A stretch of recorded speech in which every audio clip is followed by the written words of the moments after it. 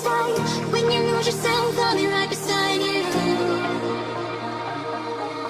I see your heart, see your mind, see all you hide. I won't let you go, can't let this fall. When you lose yourself, I'll be right beside you.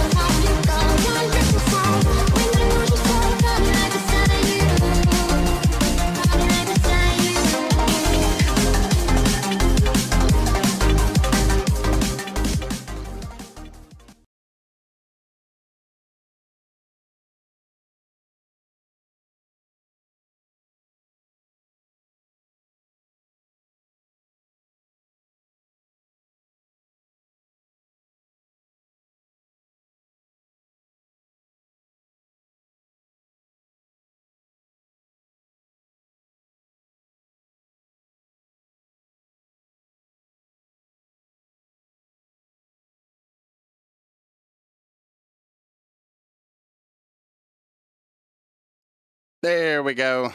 There we go. Now it's all working. Hello, hello, hello. Welcome to our 7th episode of Welcome to Tater-talks. Tater, you're muted. I am so sorry. Hello, hello, hello. Welcome again. Welcome to Tater-talks. My name is Tater-talks. I am your host. Welcome to our 7th episode of the Tater-talks podcast, where video gaming, streaming, spirituality, and video gaming all coexist as one, where we talk about mental health. We talk about life issues that go along with different issues that we wish to accomplish as one. Like I said, my name's Tater. I'm your host. Alongside today, we have our co-host, Mr. Aaron. Mr. Aaron, how you doing this week? I'm doing good this week. Oh, yeah? Surprisingly doing well this week. Oh, yeah, man? And Yeah. what you been up to? Gaming, taking care of the kiddos, Yeah? and working on my hunting pup. Oh yeah, you're hunting pup. Okay, how old's Yeah. what breed is it, and how old A is it? red lab. It's a red lab. About 6 months old. She's due for her shot soon. So Okay, she's Chief. still in the process of learning. No, I got you, man. You been hunting it all this week? This week, no. I usually do it on the weekends. Okay, I got you, man. I got you. I know. I know hunting season recently began. Is that correct? Pheasant has, yes. Started Pheasant. November something, I got beginning you. of the month. I got you. I got you. Well, definitely welcome back to you, man. I'm definitely glad that you were able to come in for another episode this week. We have Thank you. another guest that decided to join us today. We have Miss Megan. How are you doing, honey? I am fantastic. Oh yeah, and how was your week been? Oh, stressful, but good. I mean, kids keep me on my toes, but I'm excited for my cruise next week. So No, I got you. Where are you going for your cruise? I'm going to the Bahamas. Bahamas. Okay. Who you taking a cruise with? It's my husband. It's for our 2-year anniversary. Okay. Okay. Yeah, awesome. Awesome. And who? So let me reclarify. Who is the cruise line? We're going with Carnival. Yes. Love Carnival. I've never been on a Carnival cruise myself, but like watching all the videos, watching Oh, me too. everybody having fun, they're like, oh. Did you also buy like the all you can drink package and whatnot? God, for $900, no. I won't lie. No. Well, But I we'll mean, see. well, I know. So, of course, you ever sit there at work and you're like, you know what? I'm gonna see how much a cruise is, and you start looking Mhm. at the process and whatnot. I know they got like they got bottomless adult drinks, and then they have like bottomless sodas. We did do the soda package, Okay. so So we did do the soda package. We didn't do the adult beverage package. Okay.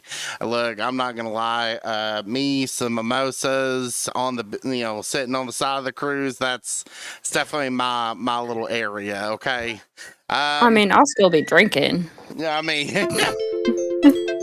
but we def but Won't we be much. definitely. No, I gotcha. Do apologize. Give me just a moment here. Okay, we're gonna disconnect that for now. That's fine. I ain't gonna mess with it. I'm hoping TikTok's up. Do what? I'm hoping that TikTok's up. Yeah, yeah. We're still working with the new technical issues. Recently, we acquired access to be able to go live on TikTok, so we're very excited to start venturing on that one. So I'm super excited, but let's kind of get into it, guys. Let me get this fixed up here. So today, Today, we're going to dive into how mental health can impact relationships, work performance, and overall well being. Plus, we're going to be sharing some practical strategies and answer your questions live for those of you that are watching us. Like I said, today's topic is really just, is your mental health affecting your daily life? Sometimes we sit there at work and we're going through day to day, or we're sitting at home taking care of our kids, and we start to kind of have those self checks of, am I okay? You ever, I know you were talking about your husband, Megan. Did your husband ever like catch you off guard and just like, honey, are you okay? Oh yeah, no, definitely. Especially since he works from home and we're both home all the time. Yeah. Okay. No, it's like You said he works from home. If you don't mind me asking, what type of business is that? he works for Inflow and it's hard to explain, but you know when you like call into a place and they have like an automatic phone system type thing, he works on that. Okay. He's like an IT guy for that. They make those and everything. No, I got you, man. I got you 100%. 100%. I can definitely, work from home life is definitely a luxury that I enjoy. You know, going back to Office, don't get me wrong, with me being like a social butterfly, I'm all about, the office work gossip. But 9 times out of 10, if I could trade that for a work from home position, 100%. I get to be in my elegance. I get to, be in my systems and whatnot. I'm in my own environment. I'm not having to worry about, is there a car crash on the road? Do I have to be at work 2 hours early? I could sleep in. Oh yeah. It definitely has their benefits. So, the way I'm gonna kind of do this is I'm gonna open the floor with our first question this evening. Our first question is, let's address the core question: how can mental health shape our daily experiences? Can you share a time when your mental health significantly impacted your day-to-day life or someone you have worked or cohabited with? And I'm gonna let Megan be the first one to answer that question. That's a hard one, honestly. But as someone who has some like severe anxiety and everything like that, like I'm always on edge, and I know it impacts how I raise my children too. I This one's hard, man. You put me on spot first. gotta be on the ball. No, I'm kidding. Oh man, oh I know. So I'll help you out here, okay? So a lot of my key references that I like to use a lot is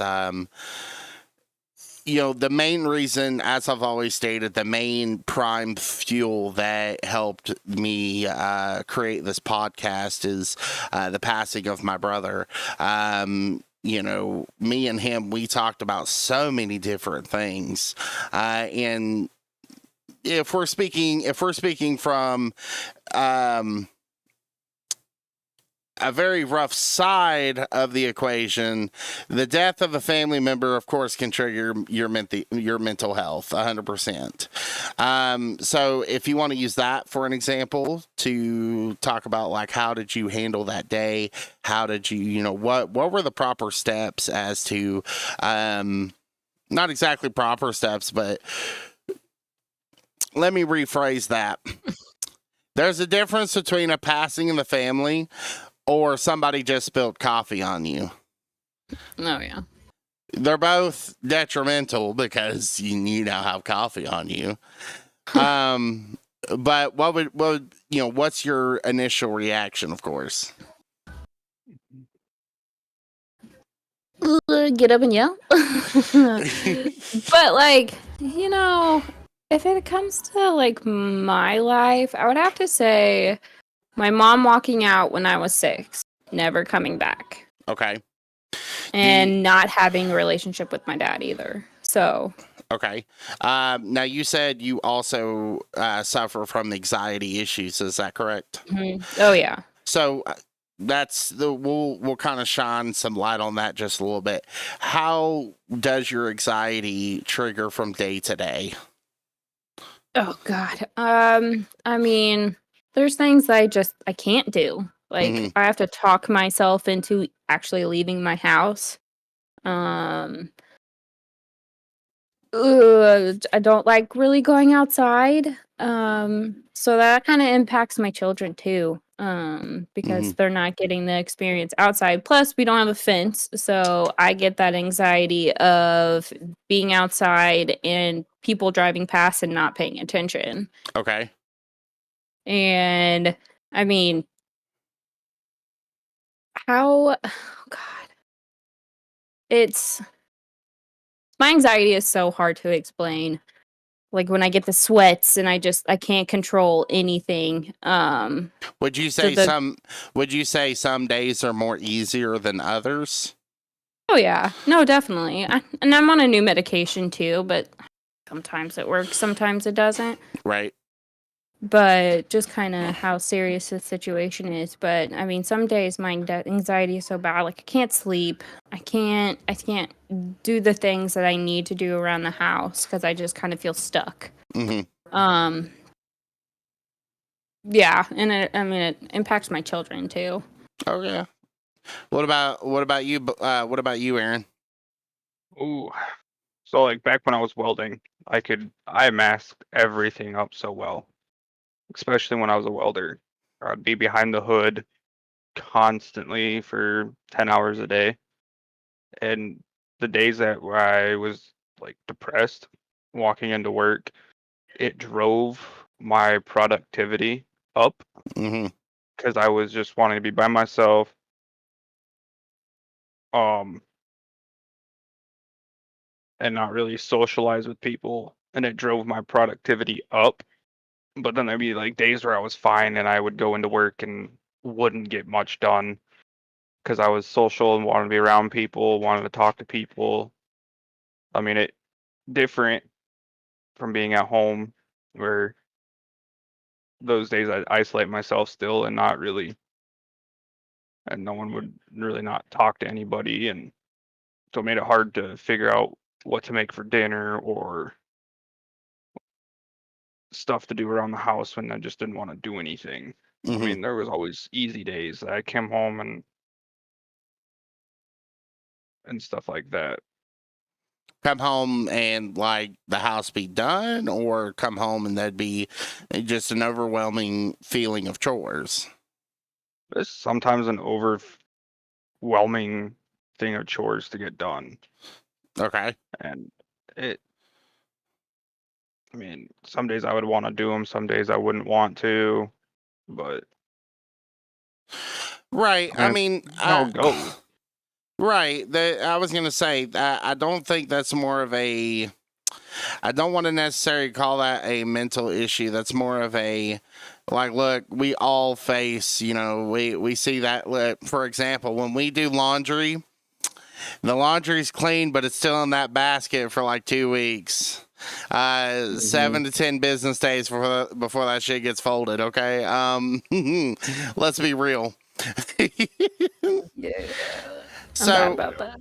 I guess let me ask my second question here, and maybe that'll help out what I'm trying to go for here. Do you think the impact of mental health on daily life is underestimated by most people? Why or why not? If you agree or disagree, and either one of you can start that one.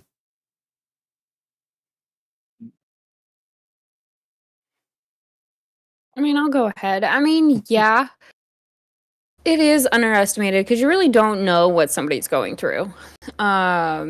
You don't know what their day-to-day issues are. It's, I mean, you might have your own mental issues, but somebody else's is completely different. Um, and I, and people think that mental health, like a lot of people think that mental health is just a joke and they don't need the help and that they should just shrug it off and be okay. And it's those people that need to understand that, like, we're not okay. Like, most days we aren't. No, I agree. What about you, Aaron? I gotta agree with her. It's Do you have anything you want to add on that before I give my spiel? not really. Go ahead. Okay. So yes, I 100% do agree with you on that. I feel like the common workplace and the society itself, what I get so irritated, and what grinds my gears is we promote. It's going to be sort of the same gripe I have when it comes to like Salvation Army or the United Way or all these big, not quote unquote nonprofit organizations. Okay. They say they advocate for mental health. They donate millions of dollars towards all these coalitions and everything like that. But when you go into the common workplace, when you go into the the actual day-to-day stuff, your boss don't care. Your boss does not care. Let alone does the cashier at work care, let alone does the gas station attendant, those are, the gas station attendant that you've been going to for the past 5 years, they may actually care. It's all the small things that actually add up to something. When the one gripe that I've always had doing, starting this podcast is I still stand with my question. The question I've always had is, if you call United Way and you call Salvation Army for some type of assistance, guaranteed they're going to give you the phone line to somebody else. How many times have you tried to call the National Suicide Hotline and they just say, okay? How many times have you contacted the Salvation Army to request a little bit of food and they don't help. They just give you another phone tree to somebody else. Nobody is actually helping. So it's passing along a phone number. It's a phone tree that goes on and on and on and on and on. There's never a actual, okay, cool, let's get you some actual help. And to my understanding, nobody has actually proved me wrong to this day. I'm more than happy if somebody was to bring me evidence to concede what I currently have. I'm more than happy to have that debate. But when, based on the current evidence, nobody has yet to challenge me on this opinion. Would y'all agree with her? Do y'all think I'm kind of crazy on that statement, or No, you're right. It's always getting passed on to somebody else. And what's even sadder is it's not just getting to the big corporate, it's not getting to just them. It's no longer just the Salvation Army or United Way. It's now starting to spread to actual church congregations itself. So when we talk about the spirituality portion of it, is the church is no longer there to help you spiritually. I myself, I don't go to a big church. I don't go to, Ebenezer Baptist Church on South Park Avenue. Or the First Baptist Church of whatever city, okay? Because unfortunately, they still bring the mindset that if you don't come with the newest suit or drive the newest car, or you're not willing to donate X amount of dollars, then you're not one of us. Yeah. It says as I've said countless times in Scripture, it says, "Come as you are, weary and able." It doesn't say, "Come in here with a 2024 Cadillac Seville." Sorry, don't mean to be on my little podium here, but so. For you, so both of you have advised that Megan, you advised you're more of the stay-at-home type due to your anxiety. You kind of do have a small fear of worrying about your kiddos when you go outside and whatnot, because the outside is becoming a very dangerous world. Nobody is even going to care for traffic. I don't blame you. I'm not a parent. However, I can understand based off the examples that you've provided. Okay.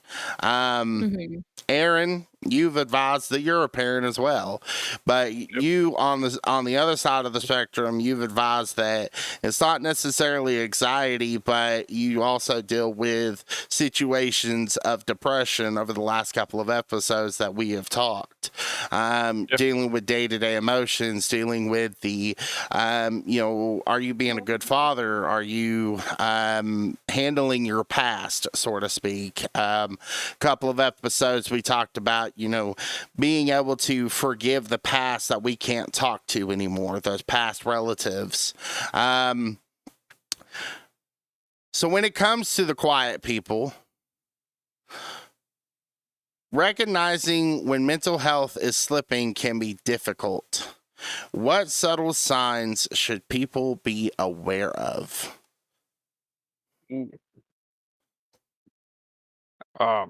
The main one is a change in eating habits. I notice when like I start slipping down, I stop eating as much, or I'm Okay. not as hungry, or I'm tired constantly. Okay. It's the subtle things like that. It's the not eating, but more than once a day. Eating, or it could be the opposite, eating constantly. If someone just doesn't stop eating and try to drown their emotions that way, it can go either way on eating. Okay. What about you, Megan? There's a lot of things, but for like the way people talk or how much you're talking, how much you're not talking. Okay. You know, usually like someone starts talking more could be a good sign, but also couldn't be. Okay. Okay. I'm smoking what you're smoking. Come on. So it's like with the quiet person. They like to be in their own little world. They like to have their mindset in a certain way. Usually when they start talking more, it's either to, what is the word? Not satisfy or try to be, I can't even think of the word right now, but try to be like other people. They're Okay. trying to change who they are to be like who they're surrounding with. Okay. That's kind of a sign of flipping because you're trying to change not who you are, but like to try to fit in. Trying to be with the popular people. But in a way, it can be like slipping in because it's happened to me. Okay. And I've tried to be more talkative kind of when so that people don't think that there is something wrong with me. Okay. It's hard to explain, but I've done it. Okay. Let me provide you with some examples. Robin Williams. Mm-hmm. Before Robin Williams unfortunately passed away, everybody thought he was on cloud nine. His comedy, the way he talked, the way he acted amongst the public. He was literally one of the funniest people on earth. And so I use him as an example because I feel like I can sort of relate to that. Me always trying to be a bubbly kind of character. I'm always wanting to, let's talk about the gossip. Hey, what's going on with your life? Or always trying to be the light bulb in the room, so to speak. But the demons that we fight within are the ones that we're afraid to tell people about. So when I'm talking about subtle signs, what kind, I understand, we're looking at a movie actor here and a stand-up comedian, But what kind of subtle signs could we use in that example? I mean, he's trying to make other people happy. Okay. I mean, trying to I know, like with myself, like trying to see somebody else happy, even though I'm slipping. Okay. Yeah, I was to say, like you said, the goofy side. You start to see that more prominence than the average. Like, don't get me wrong, they're goofy anyway, but for some reason they're over kind the top. of over the top Mhm. for some reason. They're doing too much. Okay.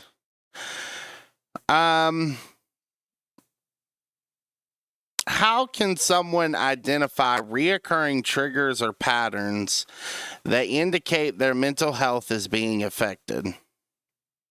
So, to put that into perspective, have you ever caught yourself off guard? Not necessarily your husband or somebody else asking you, "Hey, are you okay?"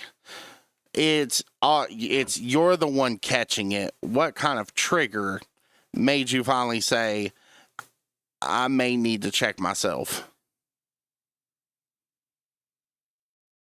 Mm. I don't know. Have you never had a self-realization moment like that? Uh-uh. Just look around my house and be like, oh. Like, so I need to get my head out of my ass, kind of a situation. Yeah, right. That would be kind of what I'm looking for is what kind of trigger finally made you go, the wake up call, so to speak. Did it take somebody else to intervene, or did it take, or did you finally just look around and finally realize you dug yourself deeper than you thought? That one. Yeah, I just gotta look around and be like, oh no, what have I Okay. done? Yeah, I will be what back have in I a minute, not been Tater. doing? Understood. Okay. So I remember a time when I definitely overlooked the signs of my stress, thinking I could push through it. It wasn't until it affected my sleep and my relationships that I realized how much it had snowballed. Let me tell you. As I've stated before, when Sean passed away, I literally went to work the very next day. There was no moment of a break for me because I knew I still had to get things taken care of. I still knew that, the processes that that I triggered myself into. Are the bills currently stable? Is the funeral actually planned?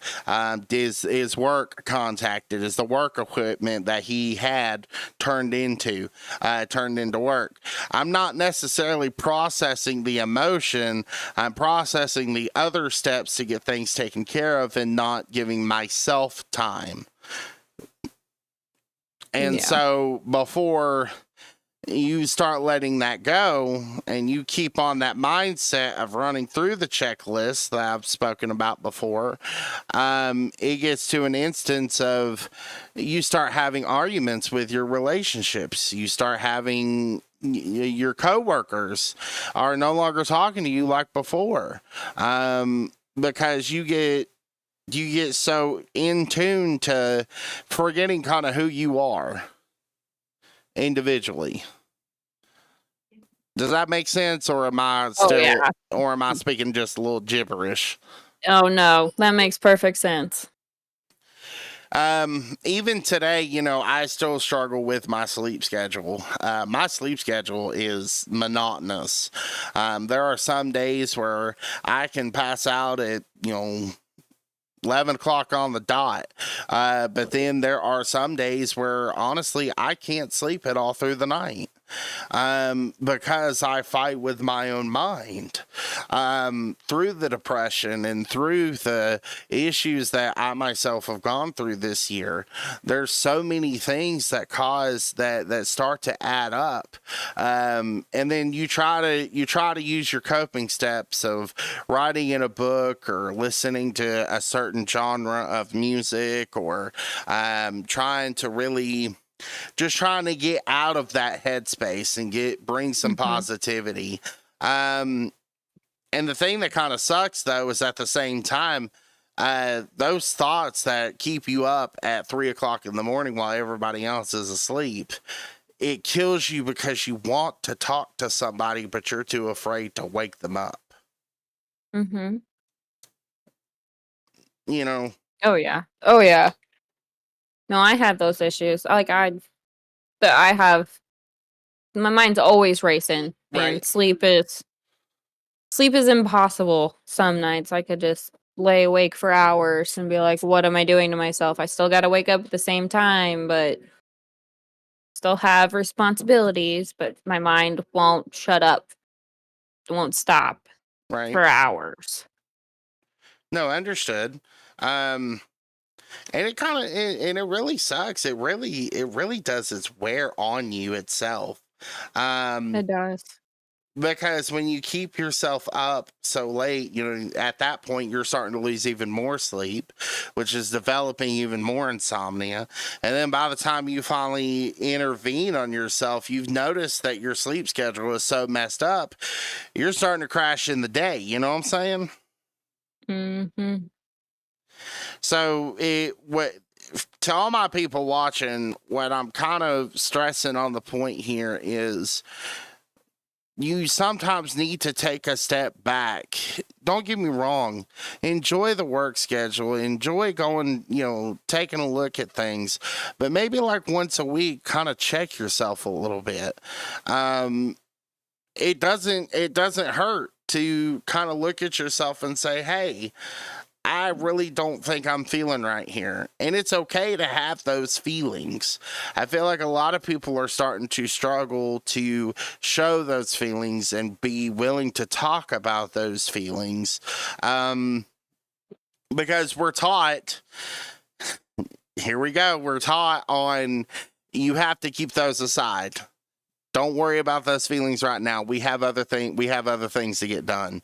Don't you dare have a breakdown. It doesn't matter if you're in the middle of work. We still need that report filed. You know what I'm saying? Mm-hmm. So I can definitely understand from everybody else's perspective of, Tater, it's not that simple. I know it's not simple. I walked through the valley of the shadow of death with you, okay?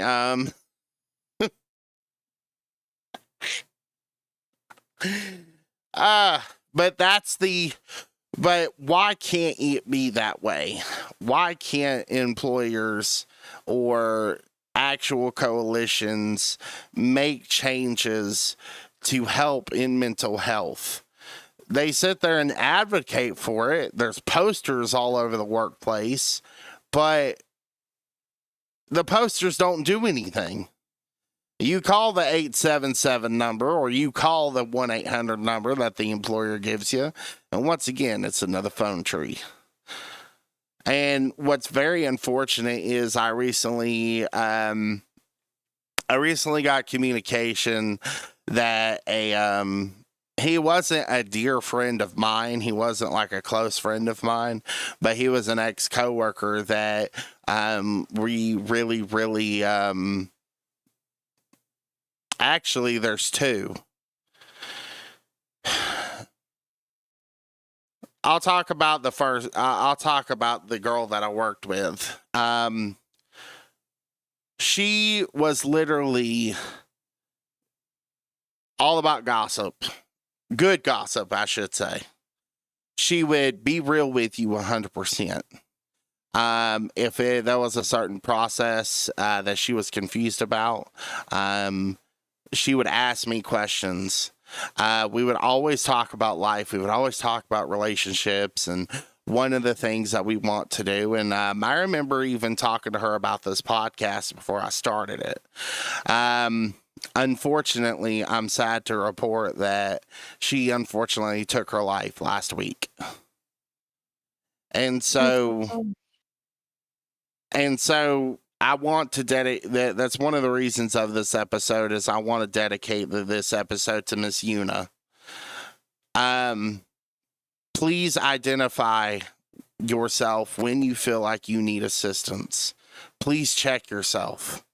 The other guy, the suicide is getting insane. I've lost 2 coworkers this week.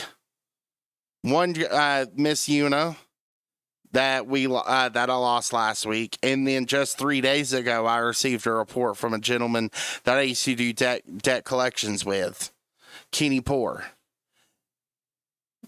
Both of these people, unfortunately, have died due to certain circumstances that all correlate with mental health. And so I feel frustrated that nobody is actually there's not really a lot being done. There's, like I said, there's the posters, there's the 1877 numbers, but there's nothing beyond that. And so I want to talk about strategies to cope and improve your mental health. I want to start shifting into actionable advice. So, Megan, I'm going to ask you, what are your top 3 strategies in managing stress or anxiety when you feel overwhelmed? I when I'm overwhelmed, I sometimes make a list what I need to do. And I can divide it up into what days or how I want to do it. Or there's even sometimes I just need a body double to get things done. And so, I'll video call Aaron.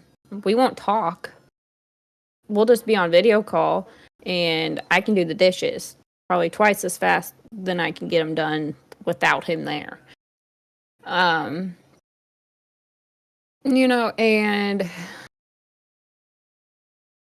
kind of taking a step back, to be honest with you, could be another one. Okay. And taking a breath. Talking to myself, saying it's not that big of a deal. I know you're stressed. I know it's overwhelming, everything that needs to get done, or the doctor's appointment, or making sure my kids are doing what they need to be doing. Sometimes, yeah. Okay. So we have strategizing a list. Okay. Mm-hmm. Then we have breathing technique. Then we have, what was the third one? Body double. Body double. Okay. Mm-hmm. What about you, Aaron? I mean, it depends on the mood. If I'm anxious, because I do suffer from anxiety. Okay. If I start feeling like I'm anxious or I'm going off the deep end with it, I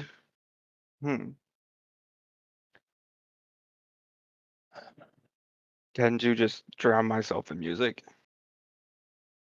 just to get my mind off of the topic that I was thinking about, to kind of change the way I think. Or I will just sit in lobbies on Discord and talk to people. I mean, not talk a whole lot, but I mean, sitting in there and hearing people laugh and joke around will start to snap me out of my moods. Okay. So being around others to try to get you out of the mood, is that correct? Yeah. Okay. So I definitely also advocate that as well. I beg and plead with anybody that is watching this, future or current, If you feel like you are somebody that needs a friend to talk to, if there is somebody that you feel that you are in the darkest of moments, the gist of this podcast is to be a lighthouse for those that are crawling out for help in the darkness. That is what this podcast was built upon. That is what this podcast is supposed to promote. I want anybody and everybody to reach out to me. If you need guidance, if you need help, if it is something that I can't help you with, I have people that are licensed, that are on standby that I can communicate with. And so I also agree with calling that one friend that you know is going to be there. But I also understand that has pros and cons to it. And what I mean by pros and cons is, I'll ask you this. Megan, whenever you're in a dark moment, when you're in the darkest of moments where you feel like there's no light, who do you call? My sister. Your sister? Yeah, Okay. she is. Well, I mean, she was there for me. I mean, of course, growing up. But, I mean, we see things differently now. So, she's older. Okay. So she has a little bit more insight on life, but she's easy to talk to. Mhm. She doesn't judge. She listens. Yeah. I mean, I only have my sisters. So Okay. one lives in California, the other one lives here with me. And so we're very close. So Okay. she's who I And would you agree with my statement? If the call was that bad enough, would they come to you? Oh yeah, in a heartbeat. Okay. Aaron, if you're in your darkest moments, do you have anybody that you can call? I do. Okay. Do I choose to call them? Most of the time, no. Would you Because- both go ahead? I don't mean to interrupt you. Because I know that he's got a younger boy that he's taking care of, and his family's always going to come first. I told him that no matter what, he's going to put his family before anything else. Because he is newlywed, new baby boy. I mean, yeah, if I call him and say, hey, dude, something's not right. You need to come get my stuff. He would probably drop everything in a heartbeat to come to me if I made the call.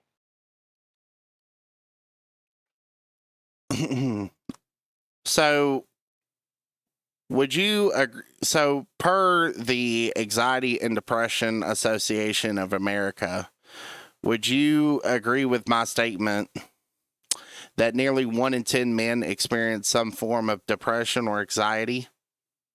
But the outlier of that is, but less than even half of that actually seeks treatment. I think it's more. You think it's more? I think there's more men out there that suffer from it, but are unwilling to mention it to anybody.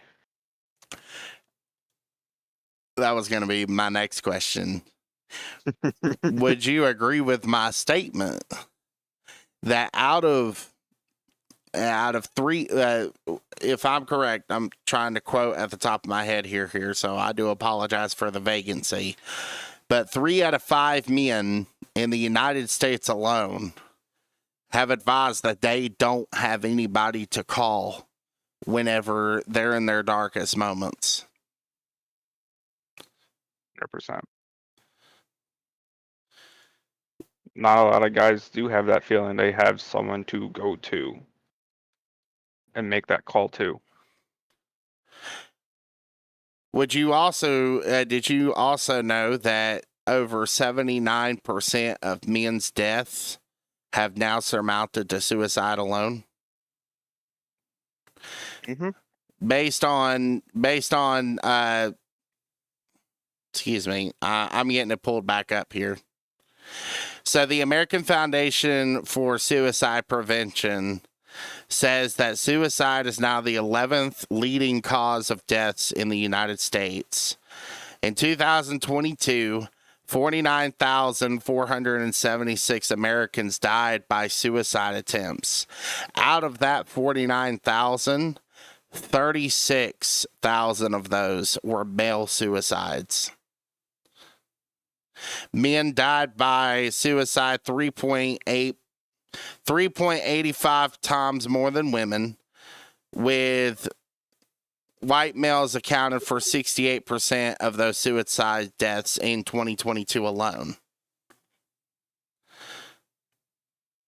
So the reason I bring up these statistics is not necessarily to not consider the female need, but also shine a little bit of light on the male need for compassion, for assistance, for just help in general.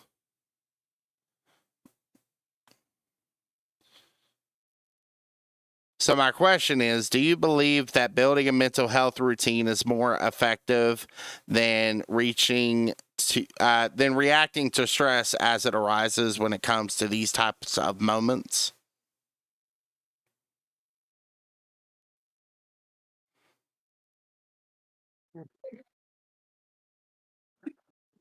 Oof. These are some deep questions, aren't they? They are.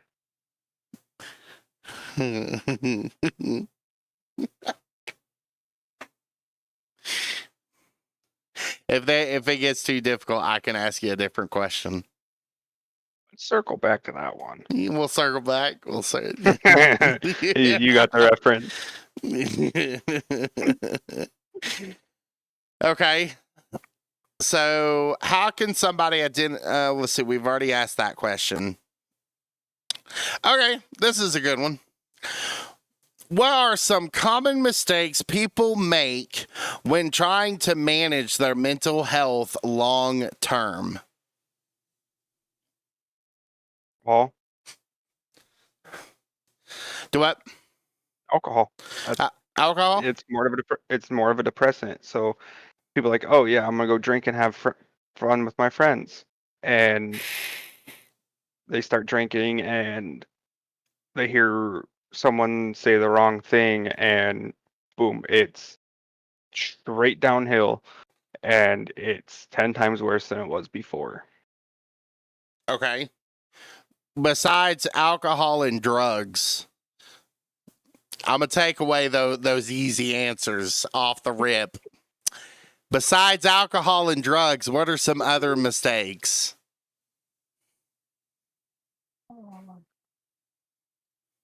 Thinking that you can handle it yourself. Well, sometimes you can handle it yourself. It's when knowing that you cannot handle it yourself, not getting the help then. Because I mean, sometimes you can, like the little episodes you have, yeah, they're manageable by yourself. But when it gets too deep and too hard, and then you don't ask for help. So are we talking about like personal pride? Yeah. Yeah. You know, the slogan, get off your high horse. Ego, pride. Ego, pride. I mean, I myself struggle with it, you know, like I ain't gonna lie. You know, there have been times where I have frowned upon, like, okay, so October happened. The where I'm located, I was affected, not drastically, but I was affected by the flood from the Hurricane Helene. It killed me to ask for help, even though it was a natural disaster and everybody understood. It killed me to say, hey, I actually could use help with food. I could actually use help with some gas. So we're talking about personal pride. To put that in perspective beyond just natural disaster,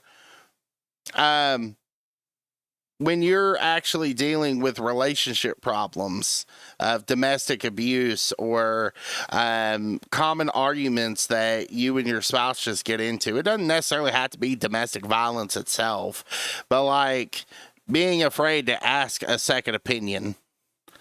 Does that make sense? Yeah.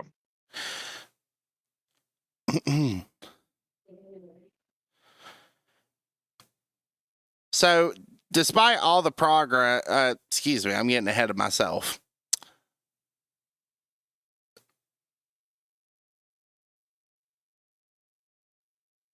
Let's see, I want to ask one more question before. So, I'm going to ask, for those of you that are watching, I'm going to ask one more question to my people here. And then I want to take a couple of minutes to answer some questions from the audience that are watching us. So my next question is, for you personally, what signs do you notice first when your mental health needs attention?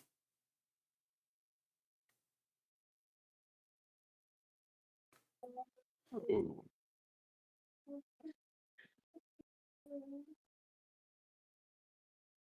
When gaming doesn't become fun. When gaming doesn't become fun? Mhm. Okay. Like, it's fun. Then when when my mental capacity gets too bad, I get irritated by the small things like dying on Call of Duty, zombies, Tarkov. Like, yeah, I'm irritated with Tarkov right now because of the zombie event. They give them guns. Okay. They're accurate. Yeah, that's what I was saying too. But like, normally I wouldn't get so pissed off being shot by someone. But when like I've had enough and like I need to just like walk away and go check on myself is when I'm starting to get irritated by the every little detail of just off what someone said, flip shit. Could be something positive and I flip shit. So I don't want to disregard your answer here. However, one of my viewers has actually come up with an answer that I didn't think about. We were talking about unhealthy habits that we begin to start when we're having the mental health issues. Somebody actually brought up sex itself.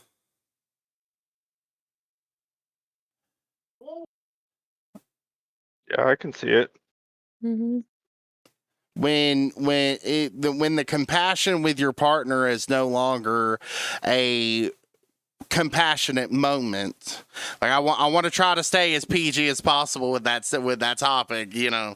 So essentially what I'm saying is sex itself with your partner is supposed to be something of passionate, something that is supposed to be meaningful and romantic for you and your partner that you're with. Eventually sex itself is no longer bringing that type of emotions back to you. Intimacy. Yeah. Excuse me. Thank you. I was trying to come up with the actual proper term. Excuse me.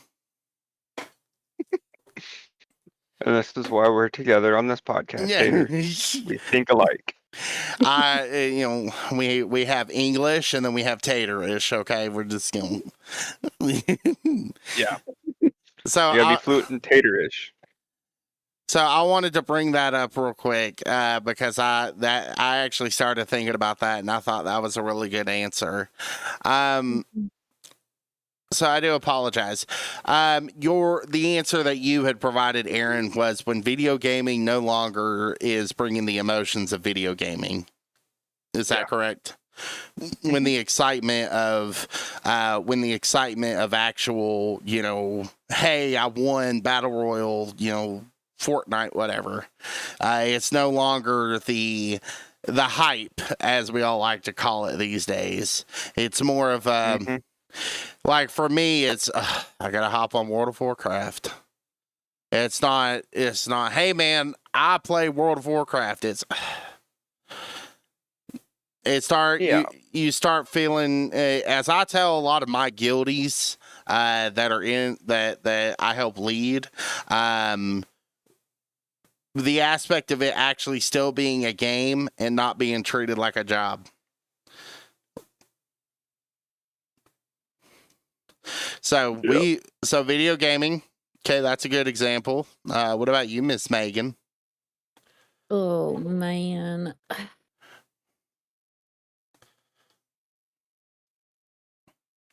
I mean, I don't do much, so it's hard to say because all I do is either take care of my kids or I play video games. So, but I mean, I could say like socializing to an extent. Like it's not like trying to talk to people or trying to hang out with people or other moms. It's just you kind of see it's hard, man. That one's hard. That one's too hard. So like I don't want to. I don't want to do anything. I just want to sit at home. okay, so I'm not trying to call it out in a negative way, but just pure laziness. Yeah. Okay. Like I said, I don't want to be like derogatory on it. No, I understand. A lot of my friends come to me because it's hard getting out with 2 kids, and a lot of people's houses aren't children proof. So, like having that issue, because my kids will get into anything and everything, and they put anything in their mouth. So, or will break anything.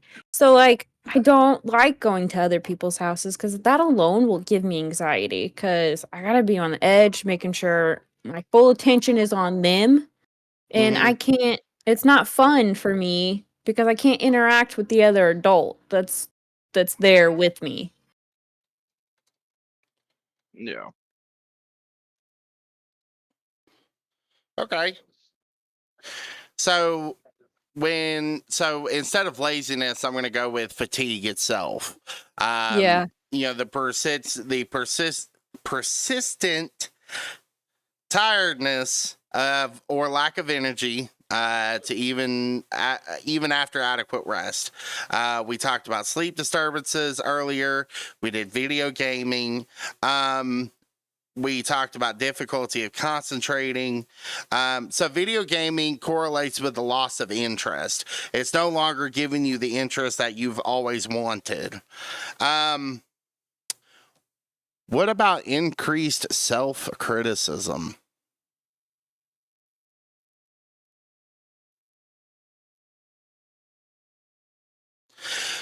So essentially what I'm saying is like negative self-talk or like persistence of, your guilt or your worthlessness. You tell yourself that your mind starts to tell you you're not really worth anything.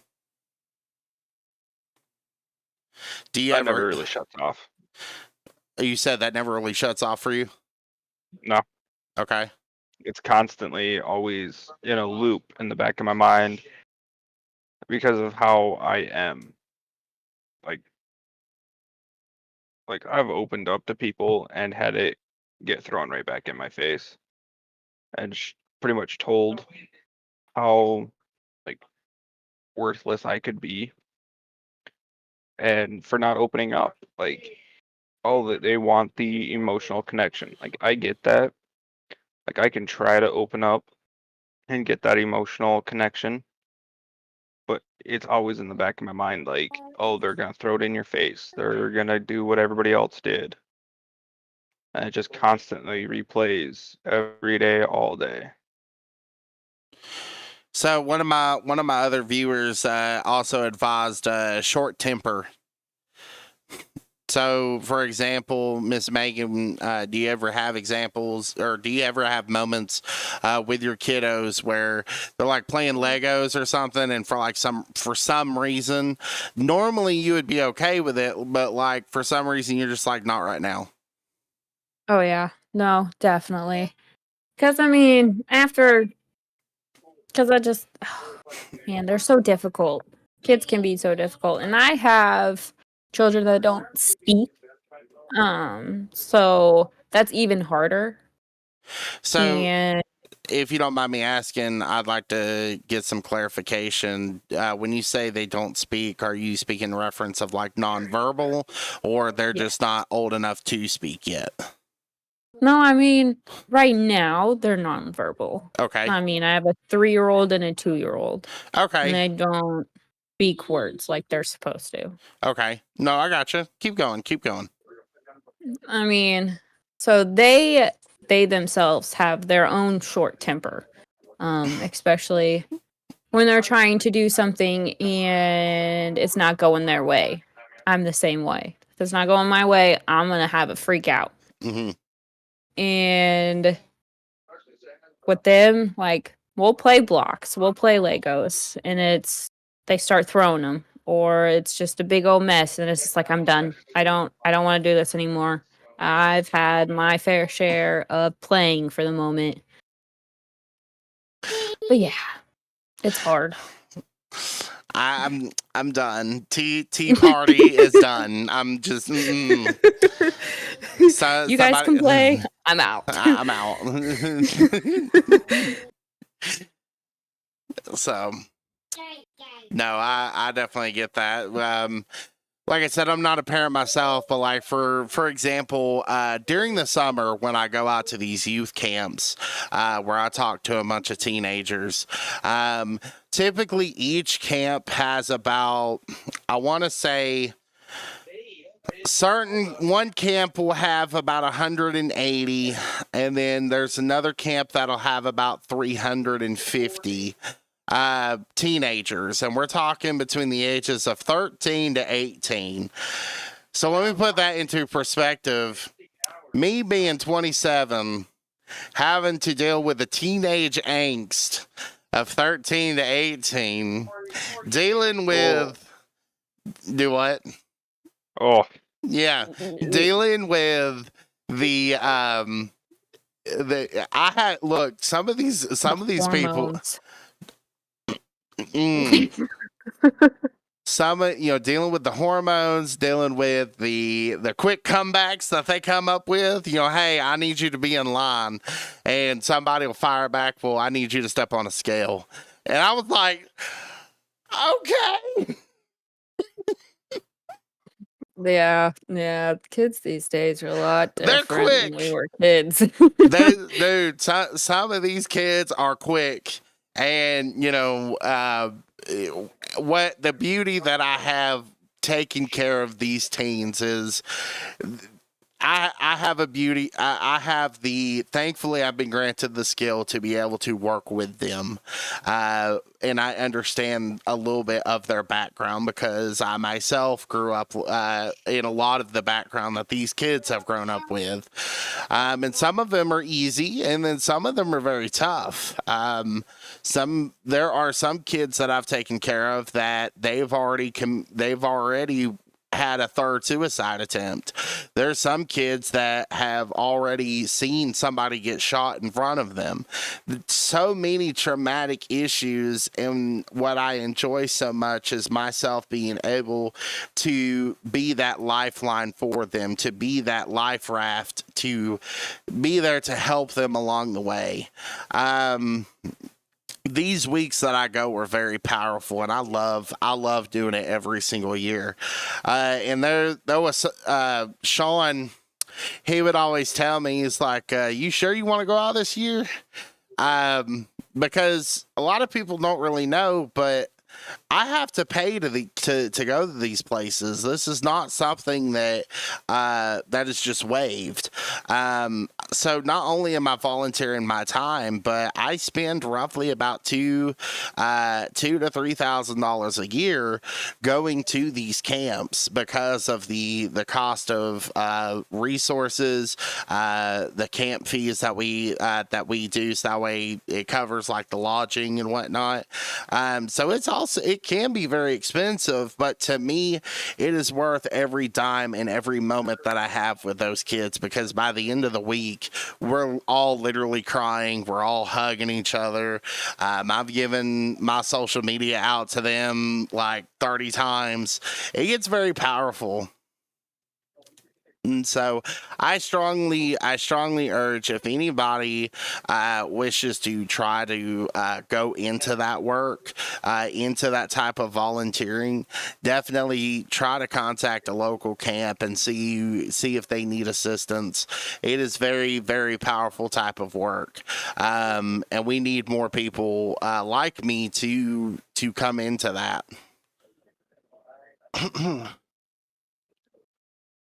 But anyway, so at this current time, I'm going to go ahead and donate the remaining 15 minutes I've got on the clock here to answer any questions that any of the viewers have that they would like to discuss with me or the panel. I do ask that, the questions can be easy. The questions can be hard. You can either ask me if you don't want my opinion on it, or if you would like Megan's opinion on it, or Aaron specifically. Let it be known. And so yeah, I'm gonna give a couple of moments to see if there's a question that gets asked.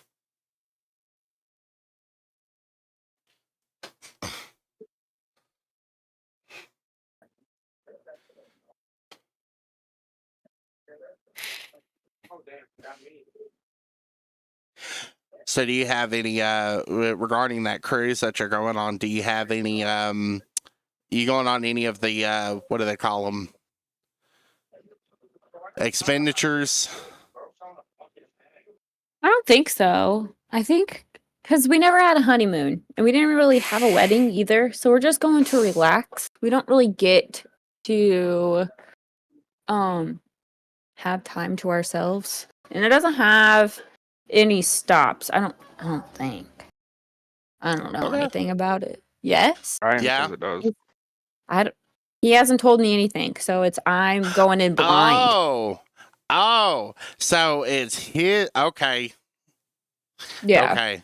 It's all him. He Okay. playing this. Oh yeah. That I think you'll have a good time. I Maybe. hope so. We'll see. I hope so. Let me tell you. Yeah, I'm just anxiety being on a boat. I've watched Titanic way too many times. Look, It's not like that all the time.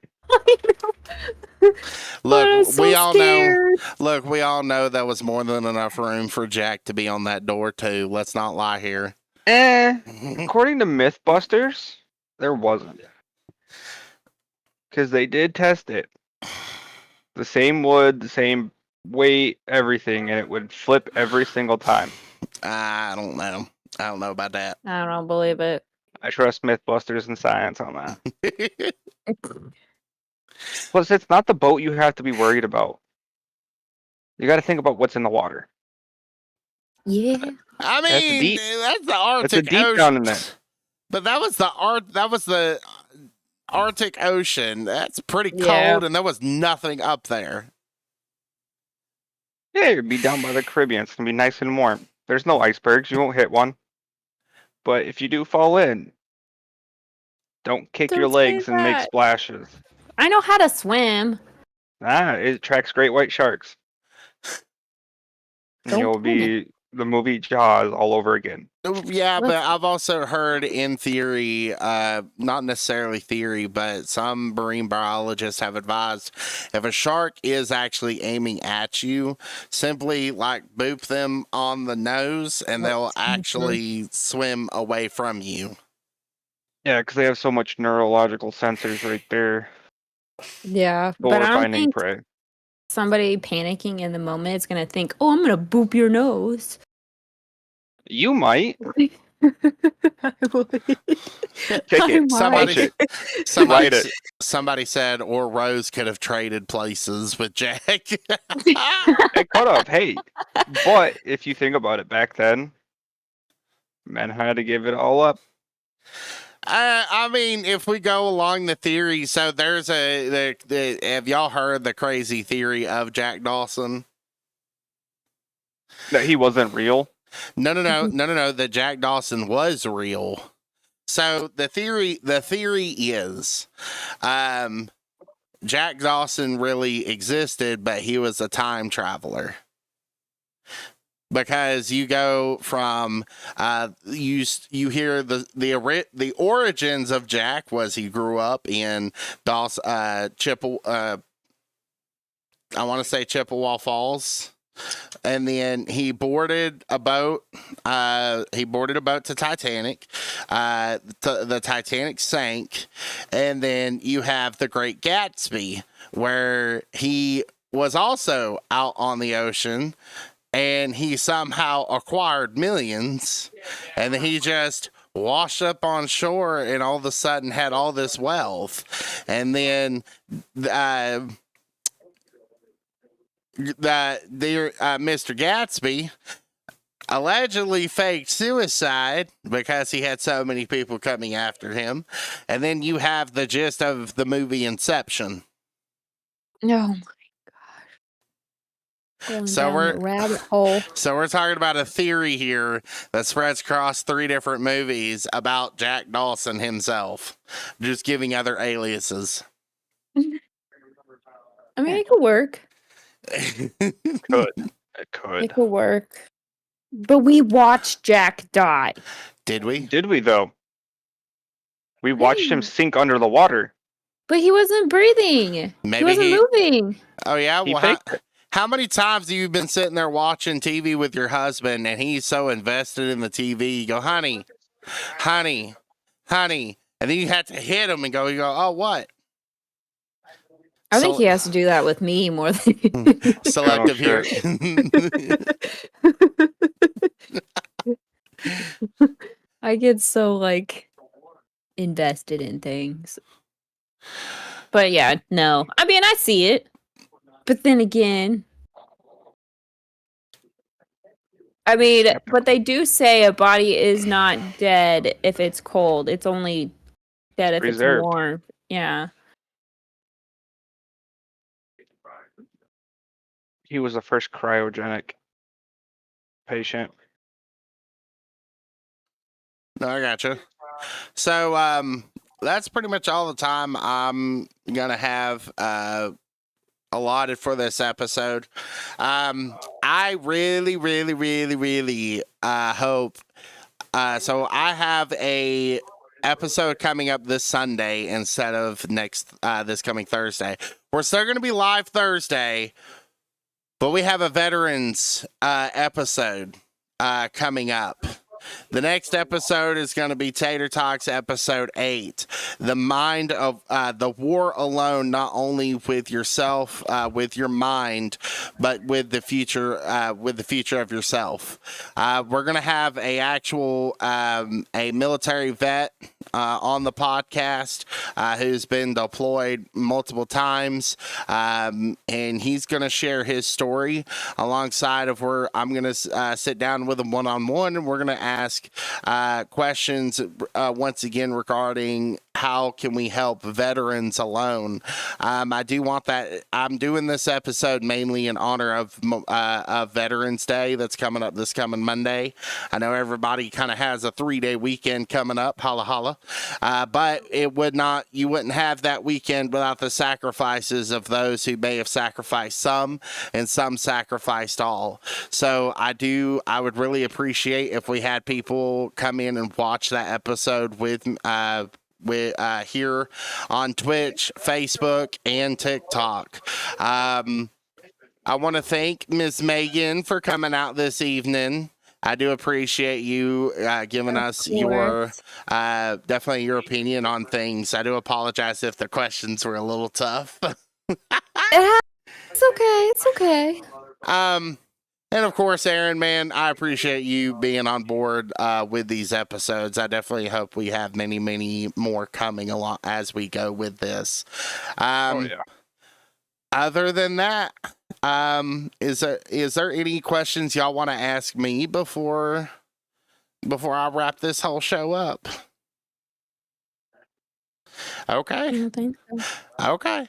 Well, to my audience, I love you guys. I love each and every single one of you. If you guys ever need to talk to me or you have a question, please, please, please reach out to me. This episode is in honor of Kenny Poor, as well as in honor of Miss Eunice Tien, who unfortunately both lost their lives this past week due to the war on our minds. So I please give my heart and my support out to those families. And like I said, if any of my people need me, please, please talk to me.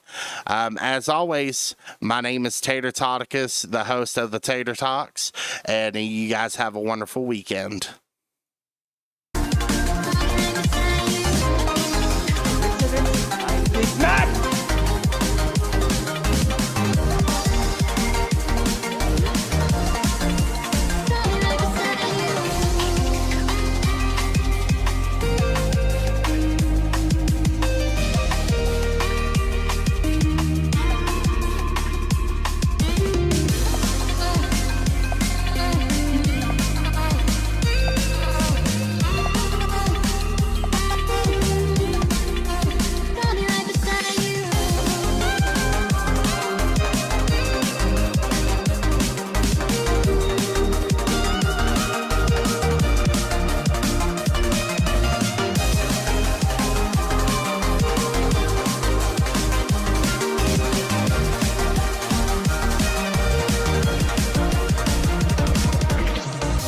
We fell out of love like shooting stars, came crashing down, and we're building back up again now. A man who on every occasion has given the best that he has. I'll be right beside you.